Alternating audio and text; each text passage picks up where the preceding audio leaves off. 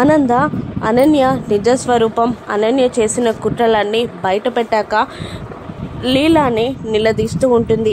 ఇది చెప్పిన మాటలు బట్టే కదా సొంతంగా చెల్లెలి కన్నా ఎక్కువ అనుకున్న నన్ను అపార్థం చేసుకున్నావు, నన్ను దూరం పెట్టేశావు, నేను తప్పు చేసిన దానిలాగా చూసావు నువ్వు అని ఆనంద లీలావతిని అంటూ ఉంటుంది. అంతేకాకుండా ఇలా కూడా అంటూ ఉంటుంది, దీనివల్లే కదా ఏ పాపం చేయని శరణ్యని కూడా భద్ర శత్రువులా మార్చుకొని తనని నానా మాటలు అనేదానివి, ఇప్పుడు చెప్పక్క ఇన్ని కుట్రలు ఇన్ని తప్పులు పాపాలు చేసిన దీనికి ఏం శిక్ష వేయాలో నువ్వే చెప్పక్క అని ఆనంద లీలాని అడుగుతూ ఉండగా లీలా కోపంతో రగిలిపోతూ ఉంటుంది. అప్పుడు రోహిత్ ముందుకు వచ్చి అనన్య జుట్టు పట్టుకొని ఇది ఎప్పుడో ఇంట్లో ఉండే అర్హతని కోల్పోయింది, ఇక ఇప్పుడు దీనికి ఇంట్లో ఉండే అర్హత లేదు అని అంటూ ఇంటి బయటికి నెట్టేయబోతుండగా కాంచన వచ్చి